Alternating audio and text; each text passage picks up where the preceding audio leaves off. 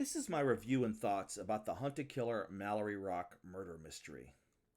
I thought it was outstanding. We were sent 6 boxes, and each box added pieces to the puzzle and took us down a path. There were things in each box that added flavor and context to the community and its people, and there were red herrings, which made it very enjoyable. And by red herring, I mean definition number 4, something, especially a clue, that is or is intended to be misleading or distracting. The fear that I had is that this was going to be like a linear puzzle, that they were just going to walk you down a very narrow path, much like, I don't remember if it was elementary school or middle school, those choose your own adventure books, and you would read a page and then be given a choice at the bottom. If you choose left, go to page 38. If you choose right, go to page 57. And it wasn't like that at all. It was very well fleshed out.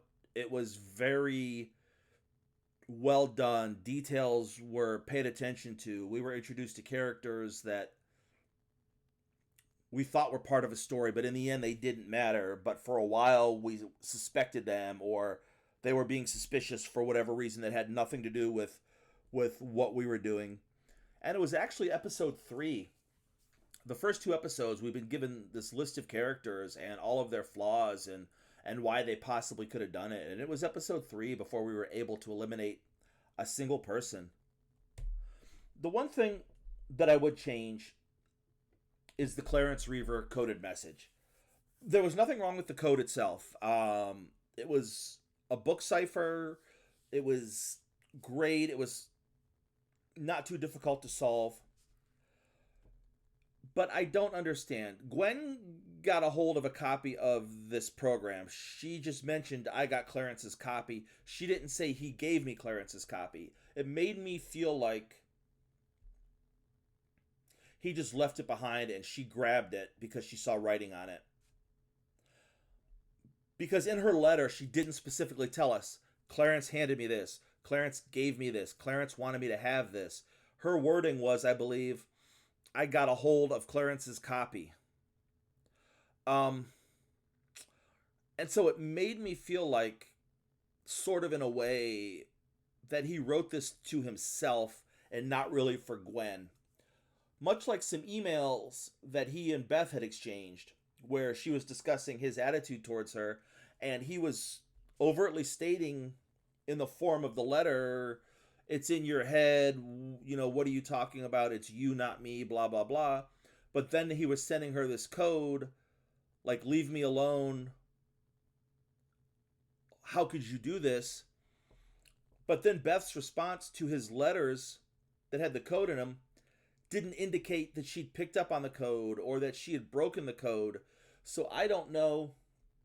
I don't know if Clarence was sending these messages to the people, or if he was encoding his real thoughts in the messages without the intention of them being solved. It was just, in my mind, in the story, it was left very unclear-ish, if that makes any sense.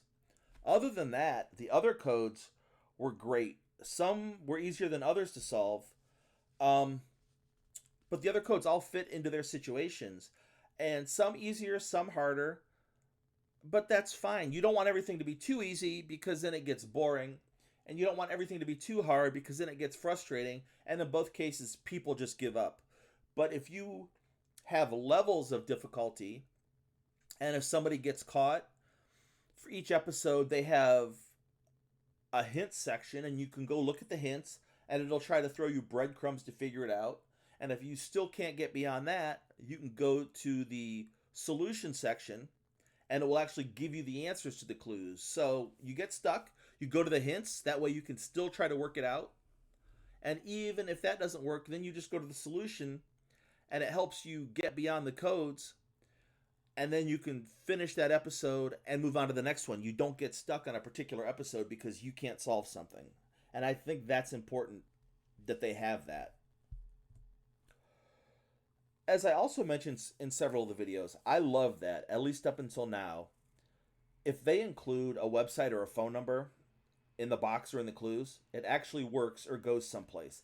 I think that's an amazing attention to detail.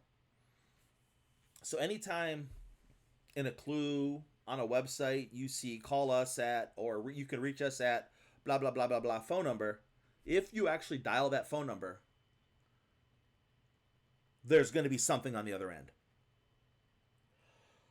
Um, the physical items that they sent us in each box are also nice touches.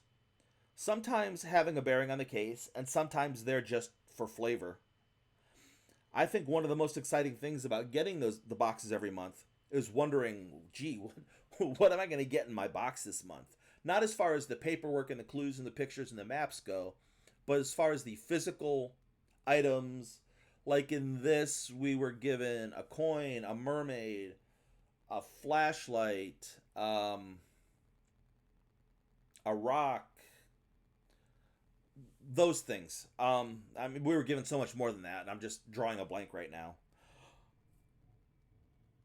So, to sum it all up, I had a really enjoyable overall experience, and I can't wait to get on to the next case.